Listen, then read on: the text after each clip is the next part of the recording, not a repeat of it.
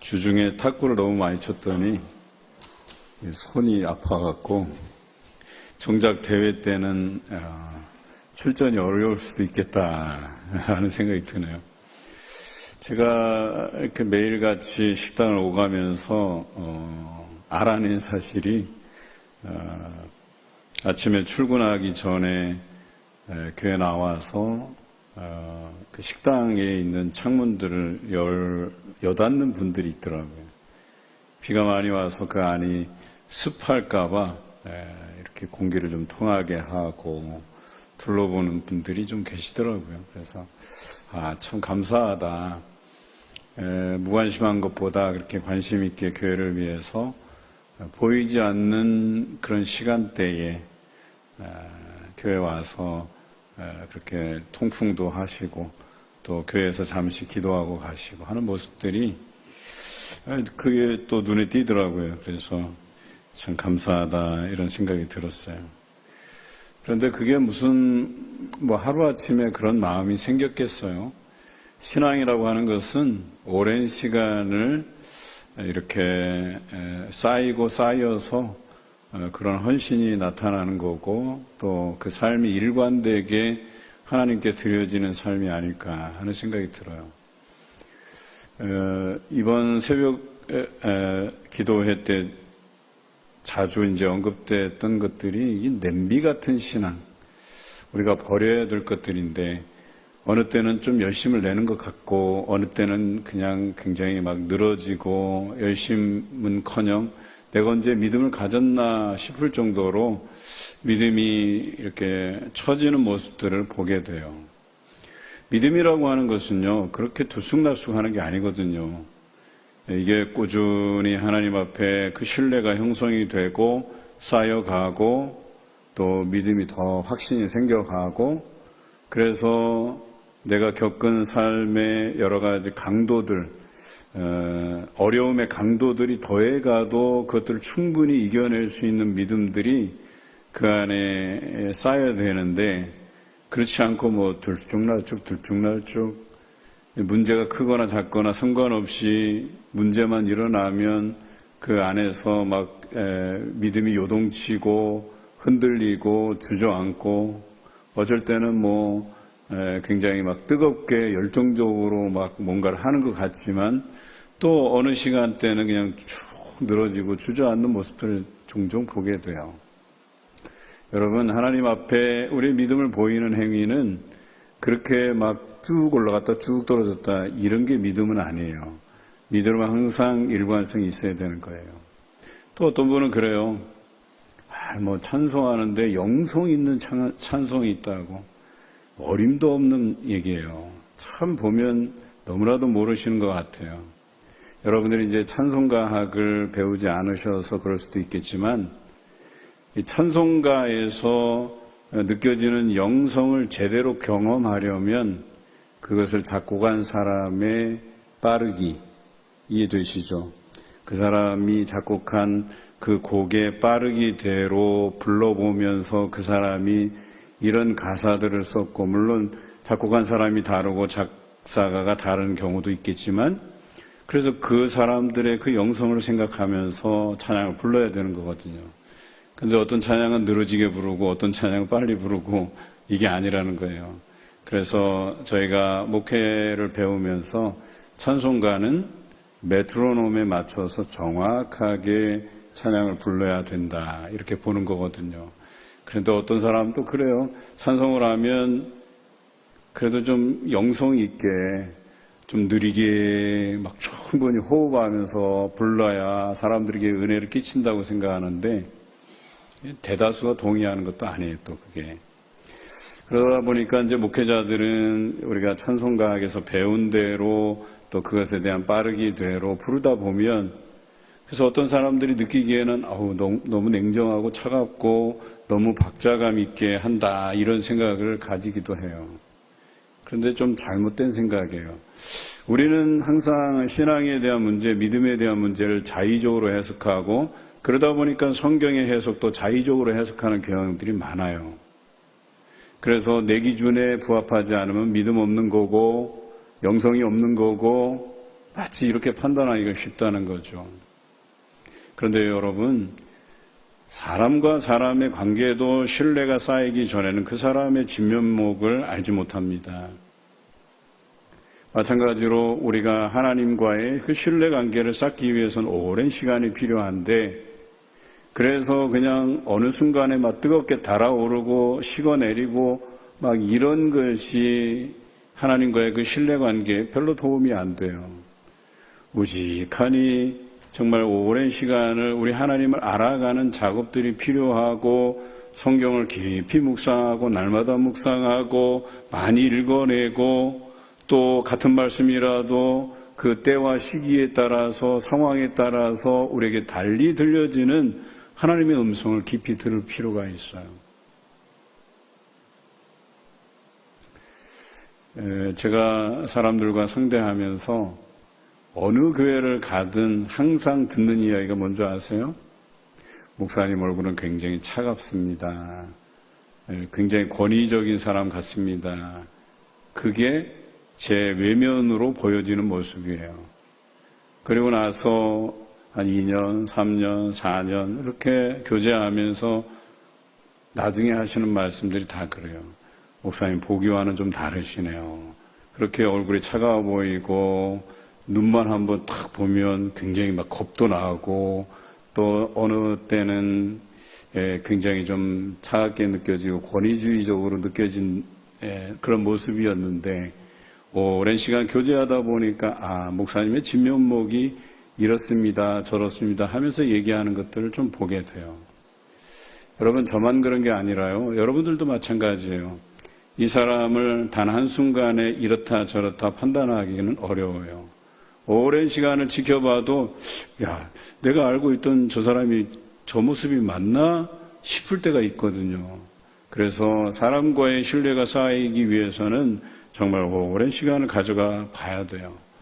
그런데 하나님과의 관계도 그렇다는 거예요. 다윗이 오늘 이 시편을 지었을 때에는요, 그 하나님과의 오랜 관계 안에서 신뢰감이 형성되고, 그래서 정말 우리 하나님은 내 편이시다라고 고백하는 이 시편이 가능했던 거예요. 그저 어느 순간에 하나님께서 내게 강하게 임재해 주셔서 내가 그 뜨거움을 가지고 그 순간에 이 시편을 적어낸 것이 아니에요. 오랫동안 우리 하나님께서는 나와 동행하시고 내게 보여주신 그 생애 순간순간마다 다윗이 느꼈던 것들을 함축해서 이 시에 담고 있다라고 하는 것이죠.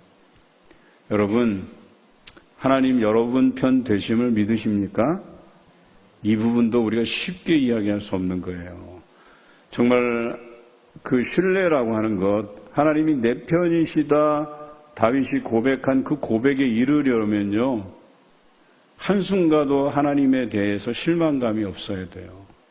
우리 하나님은 반드시 내 기도에 응답하시는 분이심을 100% 확신하고 믿고 신뢰하고 내 기도에 응답하실 때까지 내가 기다리고 인내할 필요가 있는 것이지, 내가 들쭉날쭉하면서 어느 때는 하나님 신뢰한다 말하면서 어느 때는 또 내 기도에 응답해 주시지 않는다고 나의 상황 속에서 왜 이런 어려운 문제를 주시냐고 반문하고 하나님 앞에 노여워하고 불평한다라고 한다면, 여러분, 이것은 하나님은 내 편이시다라고 고백드리는 행위가 아니라는 거예요. 그러니까 결과적으로 그런 고백을 했던 때도 뭐예요? 그냥 임시방편이에요. 나의 진정한 모습이 아니라 하나님과의 오랜 시간 신뢰를 쌓아간 그 믿음 안에서 고백된 게 아니라 그냥 어쩔 때 그냥 기분 좋아서 기분이 업되니까 마치 그것이 성령의 역사인 것으로 생각하고 우리 하나님은 내 편이시다 이렇게 거칠해, 겉모양, 형식적인 것, 이것들로 고백해낸 거예요. 그런데 또 그 뒤에 삶을 보면 또 엉터리 같아. 정말 이 사람이 하나님을 신뢰하는 사람 맞는가 할 정도로 나의 삶의 기복에 따라서 믿음이 흔들리고 업다운되는, 그것은 진정한 믿음이 아니라고 이야기하는 것이죠.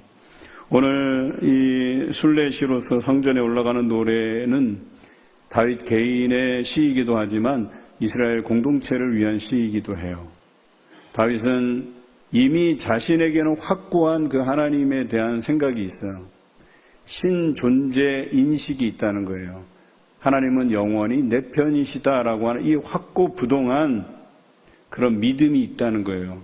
그런데 이 믿음이 나에게 그치지 아니하고 나의 동족 이스라엘에게도 이와 같은 믿음과 그 결론적으로 마지막 절에 표현한 것처럼 하나님을 찬송하기를 원한다라고 고백하고 있는 거예요. 나만이 하나님을 찬송하는 고백이 아니라 우리 이스라엘 백성 전체가 하나님을 찬송하기를 원합니다. 하나님을 신뢰하는 그 믿음으로 우리가 기쁠 때나 슬플 때나 기도의 응답을 받을 때나 여전히 응답되지 않아서 기다릴 때나 온전히 하나님을 동일하게 찬송할 수 있는 이스라엘 백성이 되게 해달라고 오늘 시편에 노래하고 있다라고 하는 것이죠. 다윗은 왕위에 올라서 이스라엘 전성기를 이끌었어요. 그런데 다윗은 그것을 오늘 시편에 다음과 같이 표현하고 있어요. 이스라엘은 이제 말하기를 여호와께서 우리 편에 계시지 아니하셨더라면 우리가 어떻게 하였으랴. 자신의 공이 아니라는 거예요. 이 교회가 이만큼 성장한 것이 여러분 공이 아니라고 고백하는 것과 같아요. 우리 교회가 119년 동안 이렇게 성장해 온 것은 오직 하나님이 계셨기 때문에 그렇다라고 하는 거예요. 하나님이 우리 편에 계시지 않았더라면 과연 우리가 이만큼 교회가 이끌어져 왔겠느냐라고 고백하는 것과 같다는 거예요.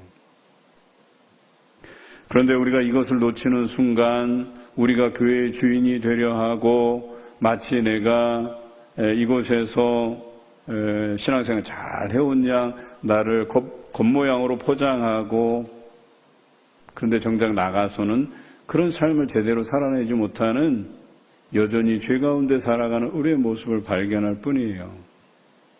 그러나 오늘 다윗의 고백처럼 여기까지 내 인생, 여기까지 우리 교회, 여기까지 우리 민족을 이끌어 주신 분이 하나님이시다.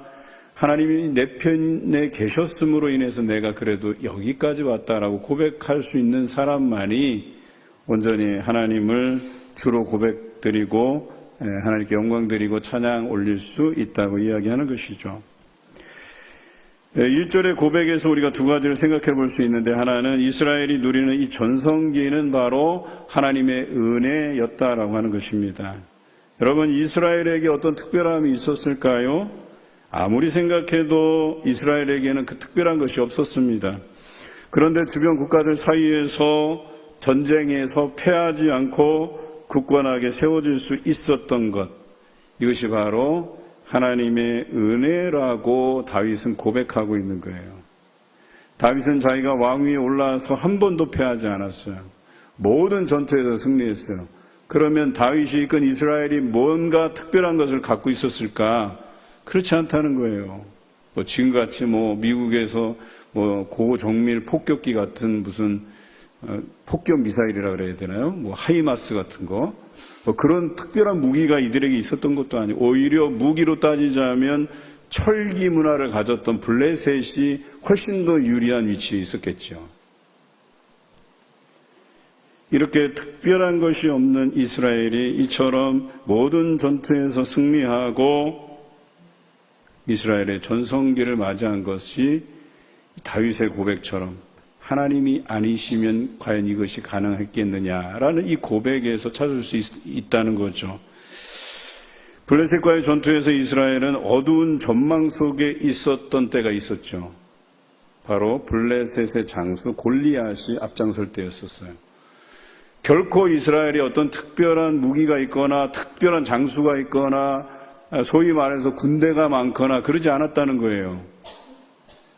그런데 그들이 골리앗 앞에 섰을 때에 출전하는 장수들마다 다 목이 날아가 버리고 이제는 누구 하나 감히 나설 수 있는 상황이 아니었던 때, 그때 바로 다윗이 등장하게 된 거죠.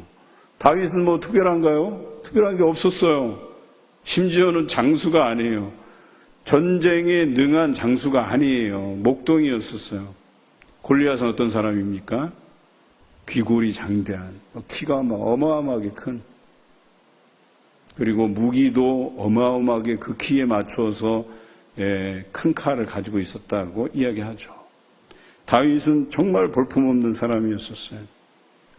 그런데 다윗이 이러한 불리한 전투를 역전시켜 놓습니다. 그 이유는 자기가 목동 때 사자와 곰, 사나운 짐승을 움켜서 그 입을 찢어놓고 거기에서 양들을 구해낼 때 자신을 그런 용기를 주시고 그런 능력을 주신 그 하나님을 기억하고 찬양했기 때문에, 그래서 그 볼품없는 목동이 물맷돌로 거의 골리앗을 이길 수 있었다는 것 아니겠습니까? 다윗은 이것을 직접적으로 경험한 사람이었었어요. 이것뿐만 아니라 모든 전투에서 이기게 하신, 불리한 상황 속에서도 이기게 하신 그 하나님을 온전히 찬양했고, 이 이스라엘이 누리는 전성기가 다 하나님 때문이라고 고백하고 있는 것이죠. 사람들은 저마다 다윗을 칭찬합니다. 그런데요, 이랬던 다윗에게도 여러분 어려움이 찾아온 것 이해하시죠? 다윗을 싫어하는 사람들도 있었어요. 대표적으로 사울이죠. 그러나 또 신기하게도 이 사울의 아들 요나단은 이 다윗을 너무나도 사랑했어요. 영혼의 친구로서 사랑했어요. 사람 일 참 모르는 것이죠. 다윗은 사실 국가적인 영웅이에요. 칭찬받아 마땅한 사람이지만 그를 시기하는 사람들로 인해서 쫓기는 신세가 돼요. 그럼 세상이 다 그래요. 그래서 내가 하나님을 온전히 믿고 신뢰한다고 해서 우리에게 어려움이 찾아오지 않는 게 아니라는 거예요. 다윗처럼 산전수전 다 겪어봐야 되는 거예요. 믿는 사람에게도 한번 발등을 찍혀봐야 되는 거예요. 내가 믿었던 사촌들이 내가 땅을 사니까 배 아픈 것들을 우리가 직접 목격해 봐야 돼요. 그 사람의 민낯을 우리가 들여다 볼 수 있어야 돼요. 그래야만 사람에게 의지하지 아니하고 하나님을 바라보게 돼 있다는 거예요. 다윗은 그런 훈련들을 잘 받았던 사람이에요. 뭘 잘하면 견제받고 소신 있게 일하지 못하게 만드는 세력들이 등장해서 다윗을 못살게 굴었죠. 그러면 다윗과 동고동락한 그들의 부하들은 어땠냐?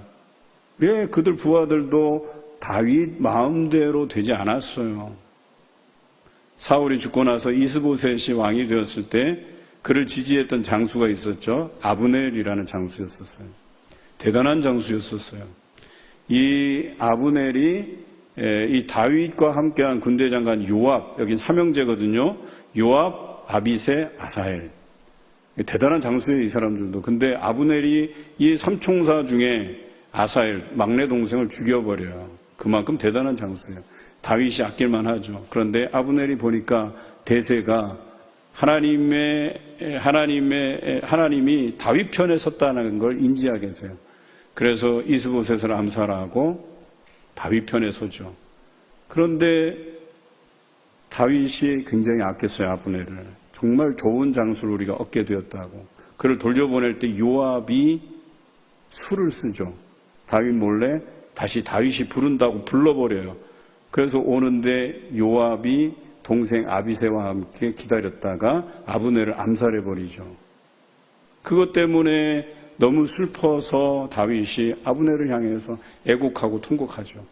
그런데 보니까 자기와 동고동락했던 요압이 또 아비새가 볼 때는 어떻게 다윗이 자신들한테 이럴 수 있을까? 당연히 배신감 느끼죠.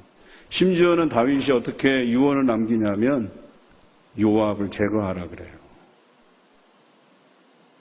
물론 그것이 하나님의 뜻이었겠지만 이렇게 보면 사람 사는 세상이 다 이래요.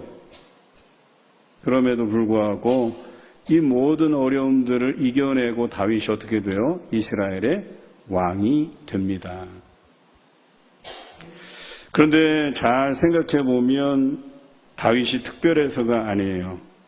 하나님께서 그와 동행하시고 세워주시고, 그리고 다윗은 하나님을 전적으로 신뢰했기 때문에 그 어려움을 겪고, 또 부하들이 자기 말도 잘 듣지 않는데 어떻게 또 그들을 잘 달래서라도 그래서 다윗이 생존했을 때에 요압이 미웠지만 요압을 군대장관 지위를 계속해서 유지시켜줘요.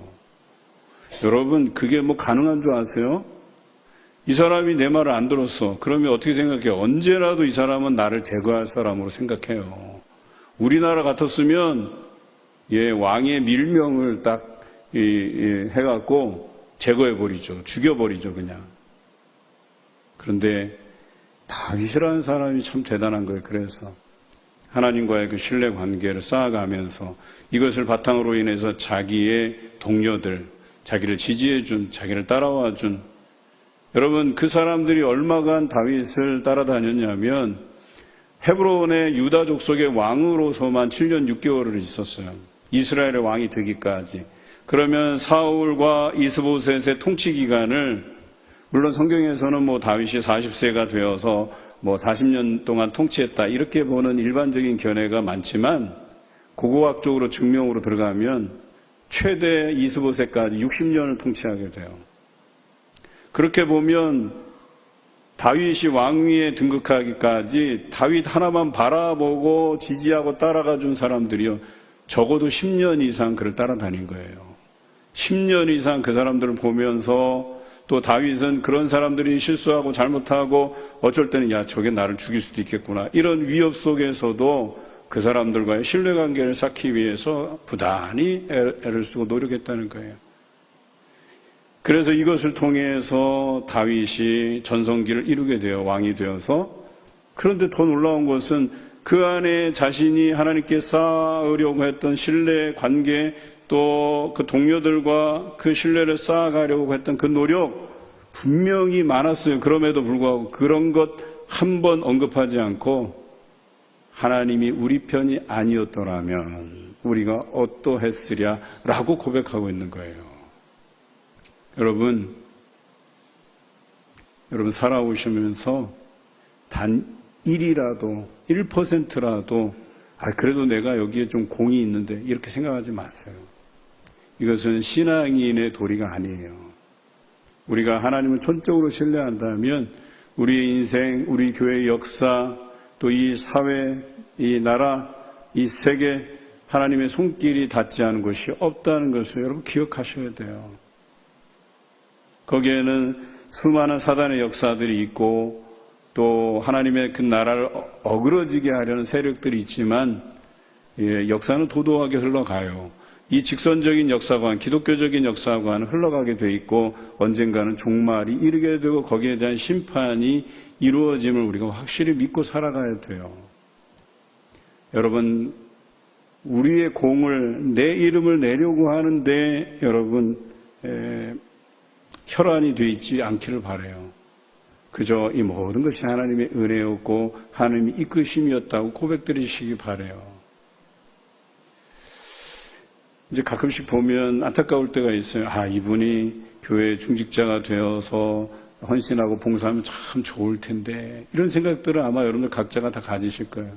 혹은 또 여러분 스스로가 내가 좀 이렇게 됐으면 교회를 위해서 많이 헌신할 수 있었을 텐데 뭐 이렇게 생각하실 수도 있을 것 같아요. 그런데요, 다 하나님의 뜻인 걸요. 하나님의 인도하신 가운데 가는 거거든요. 그렇다고 해서 그 결과들이 다 좋을 수는 없어요. 때로는 반면교사로 세우시기도 해요. 어쩔 때는 교회가 어려워지기도 하고 또 그것을 반면교사로 삼아서 우리가 다음 세대를 잘 준비하고 기도하고 회개하고 돌이키면 또 그 다음 세대가 황금 세대를 이루고 교회가 부흥하게 되고 든든히 서가게 되고 그러는 거거든요. 그런데 그렇게 되기까지의 시간은요, 오랜 시간이 걸립니다. 다윗은 한순간에 하나님과의 그 신뢰관계가 형성된 것이 아니라는 것이죠. 또 다른 하나는 이전에 함께해 주신 하나님이 계시는데 무엇을 걱정하느냐는 거예요. 다윗은 이스라엘 역사를 정확히 이해한 사람이에요. 그래서 이 1절의 고백이 왜 나왔냐면 그 이스라엘 역사를 정확히 이해하고 알았기 때문에 이런 고백이 나올 수 있었던 거예요. 여러분, 특별히 유대인들이 지금도 기억하는 역사가 뭔지 아세요? 배우셨잖아요. 6월절이에요. 유월절이 무엇을 기반으로 해서 생긴 절기예요? 출애굽 사건이잖아요. 유대인들이 오늘날까지도 잊지 않는 역사는 출애굽의 역사예요. 그들이 애굽에서 종살이할 때 하나님께서 모세를 통해서 그들을 이끄시고 홍해를 가르시고 광야 40년에 먹이시고 입히시고 심지어는 그 가나안 땅의 족속들을 찬송함으로 하나님의 도우심으로 그들을 몰아내고 그 땅을 차지하고 그 땅에서 정착해간 그 역사를 그들이 기억했다는 거예요. 지금도 기억하고 있다는 거예요. 지금도 기억한다는 얘기는 다윗도 그것을 기억했다는 거예요. 그러다 보니까 다윗이 왕위에 올라서 전성기를 맞이하는 그때에 봐라, 하나님 없이는 우리가 이렇게 되겠느냐라고 고백해낼 수 있었던 거예요. 다른 편으로 고백하면 이 고백은 과거, 현재, 미래에 대한 기대까지 담고 있는 고백이에요. 과거에 그랬잖아. 우리 그거 기억해야 돼. 하나님이 함께 해주셨잖아. 그래서 지금의 문제, 이게 잘 해결된 것도 과거의 그 하나님을 우리가 기억하면서 비롯된 거야. 그러니까 지금 이 시간 우리가 찬양해야 돼.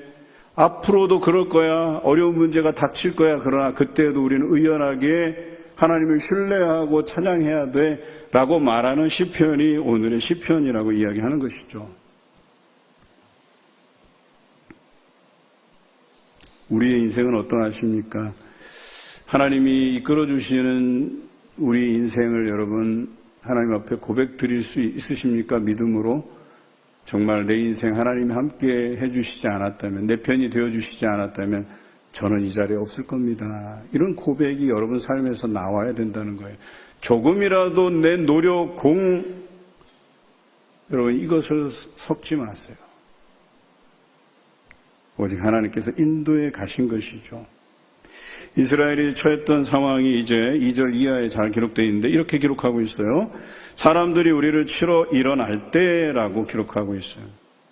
과거에도 그랬고 현재에도 그랬고 미래에도 그럴 것이라고 이야기하는 것이죠. 과거에 하나님이 우리 편이 되셔서 원수들에게 산채로 삼켜짐에서 그리고 물에 우리 영혼이 휩쓸림에서 원수들에게 씹힘에서 건져내셨다 이렇게 고백하고 있어요. 그런 하나님이 곁에 계시기에 결과적으로 하나님을 찬송할 것이라고 다윗은 고백해내고 있어요. 그러니 두려울 것이 없다는 거예요. 우리 영혼이 사냥꾼의 올무에서 벗어난 새같이 우리가 자유함을 얻었다고 고백하고 있어요. 그래서 우리를 도우신 분이 하나님이시기에 오늘도 우리는 그 하나님을 찬송한다 이렇게 고백해내고 있다는 것이죠. 저는 여러분들이 그런 삶을 사셨으면 좋겠어요. 신뢰라고 하는 것은요, 전적으로 믿는 거예요. 흔들리지 않고 믿는 거예요. 기다려야 되는 거예요. 하나님께서 우리로 예나 지금이나 미래나 우리의 믿음을 시험하셔요. 하나님께서 동행해 주시고 도와주시는 것을 우리 성도들이 날마다 기억하는지, 그래서 시험을 주세요. 고통을 주세요. 어려움을 주세요. 문제들이 있게 하세요. 그러면 우리는 그때 어떻게 해야 돼요? 다윗의 고백처럼 지금까지 이끌어주신 분이 하나님이시기에 이 문제도 하나님께서 해결해 주시리라 고백해 드려야 돼요. 그리고 그것이 해결받기까지 기도하며 인내하며 기다려야 되는 거예요. 그러면 반드시 응답하시고 해결해 주시는 하나님을 경험해 내실 수 있을 거예요.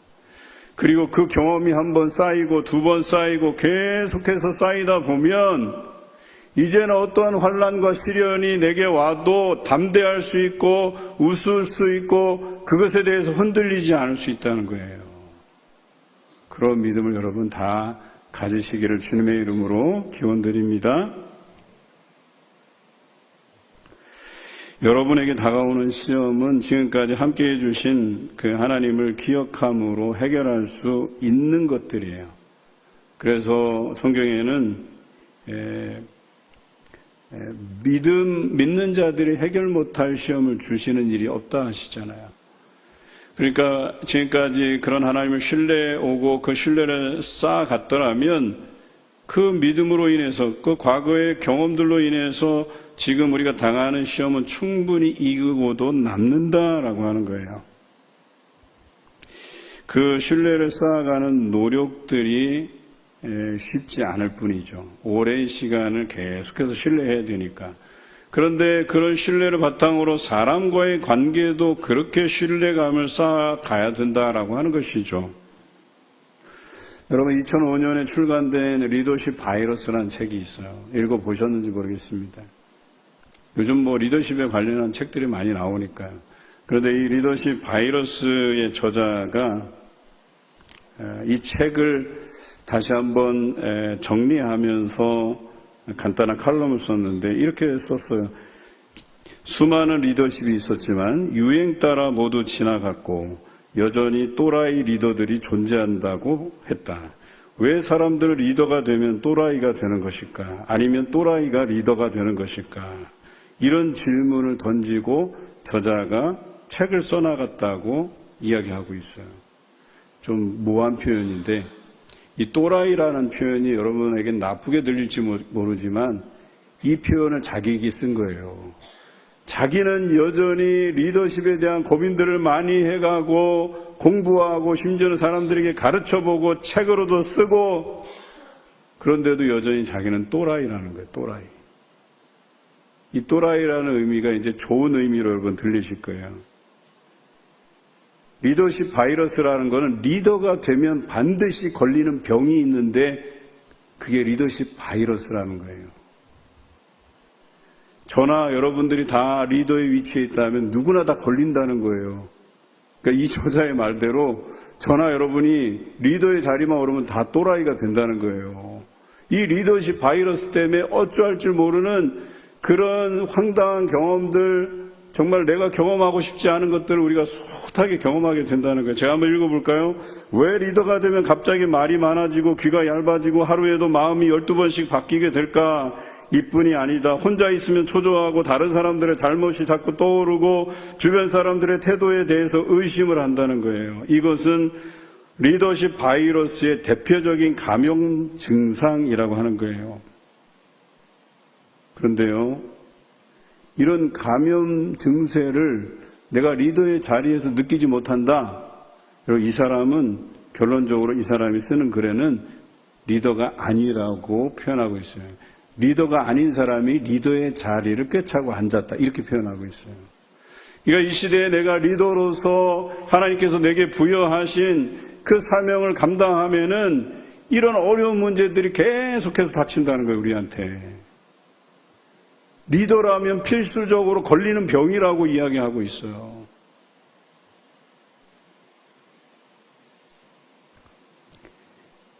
제가 또 몇 구절을 한번 읽어볼게요. 게다가 리더만 걸린다는 것입니다. 왜 리더십 바이러스인가? 리더가 된 후로 사람이 변했다라는 말을 들어본 적이 있거나 직접 변한 사람을 목격한 적이 있을 것이다. 이상하게 리더가 되면 사람이 좋든 싫든 간에 변한다. 절대로 변하지 않는 리더가 있다면 그들은 비전, 책임, 그리고 권위에 대해서 전혀 생각하지도 그리고 사용하지도 않는 사람일 것이다. 한마디로 이 리더의 자리에 앉아있지만 리더가 아닌 사람이다. 이렇게 얘기하고 있어요.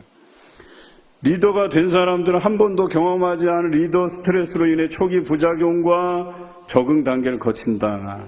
반드시 리더 직분과 자아 간의 간극으로 인해서 고통받는다. 그것은 리더의 몫이기 때문이다. 이렇게 적고 있어요. 자신이 리더의 훈련을 받았어요. 어떤 과정을 겪었어요. 그리고 소정의 교육을 받았어요. 그래서 그 사람들이 공통적으로 생각하는 게 뭔지 아세요? 내가 그 자리에 세워지면 잘 할 수 있겠다. 이렇게 생각을 해요. 이해되십니까? 내가 집사가 되면, 권사가 되면, 안수집사가 되면, 장로가 되면, 목회자가 되면 잘 할 수 있겠다. 누구나 다 생각해요. 이게 바로 리더십 바이러스의 시작이에요. 그런데 막상 리더가 되보면 너무나도 말 안 들어요. 여러분 다 경험하셨잖아요. 특히 구역장님들. 아마 속이 막 썩어 문드러질 거예요. 뭘 하나 협조를 구하면 거기다가 네 알겠습니다. 참석하겠습니다. 막 이런 댓글보다는 시간이 없어서 아니요. 못 가요. 그런데 참 이 부정적인 용어들은요, 한 사람이 아니요 그러면 줄줄이 저도요, 저도 안 돼요. 다 줄줄이 달려요. 그래서 제가 청년들 지도할 때 단체 톡방에는 아니요라는 걸 달지 못하도록 훈련을 시켰어요. 거기에는 긍정적인 답변만 올리세요. 그럼 부정적 답변을 어디다 올려요? 개인 톡으로 전달하게 해요. 저는 시간이 없어서. 그리고 표현할 때도 리더가 다치지 않게 이러저러 해서 사정을 이야기하고 못 간다 이렇게 표현하도록 했어요. 그런데 점점 나아지더라고요. 거기에 보면 한 사람이 해봅시다 막 으쌰으쌰 하니까 어떤 사람도 해볼까 하고 막 하는 거예요. 그런데 그렇게 그 소그룹의 사람들이 변화되기까지 얼마나 시간이 걸리느냐? 가장 짧게는 6개월, 평균적으로 1년 반, 2년. 좀 늦게 발동이 걸리면 3년, 4년. 지나야 신뢰감이 형성이 된다는 거예요.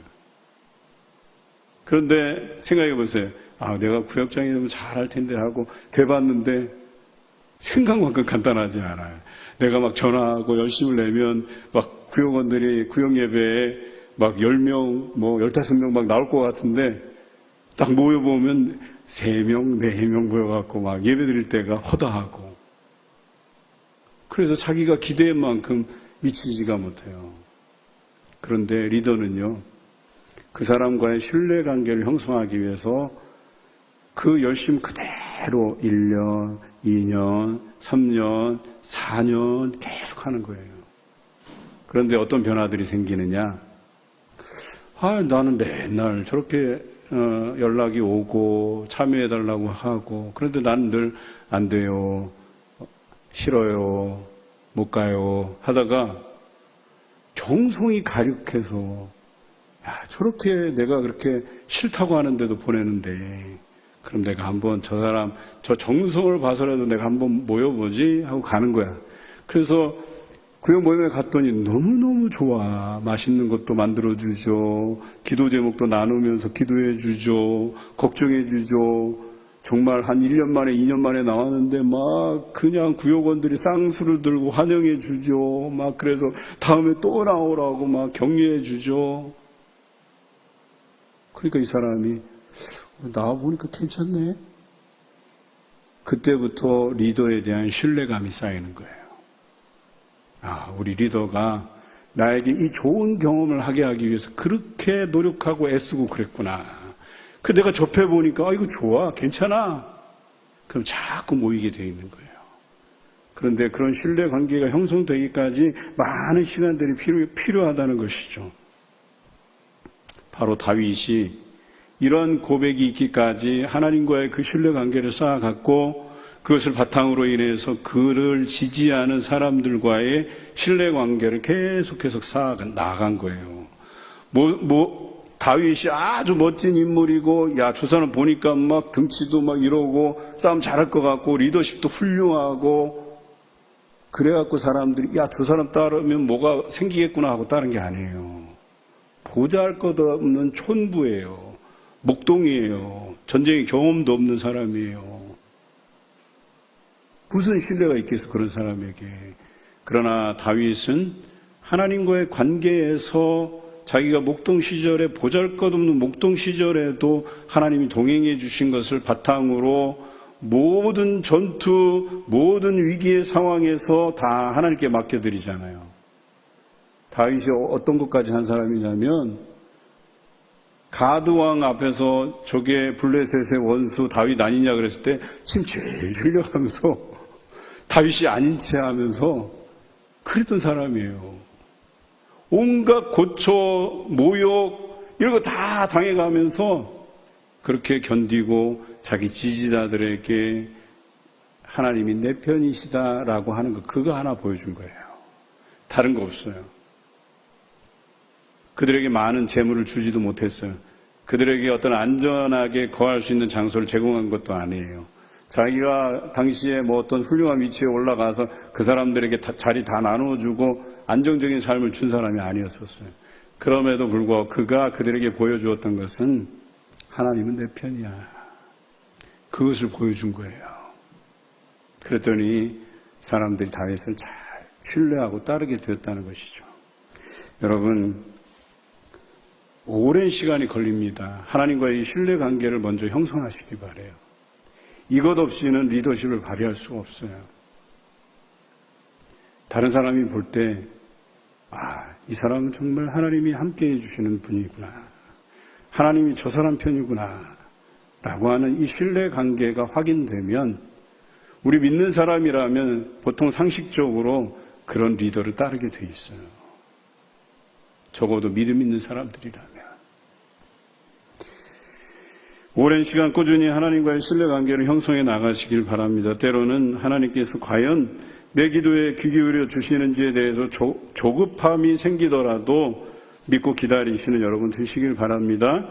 다윗의 고백처럼 오랜 신뢰관계가 형성되면서 어느 순간에 하나님은 내 편이라는 그 확신을 가지고 하나님을 찬송할 그날이 여러분에게 경험되시기를 주님의 이름으로 기원합니다.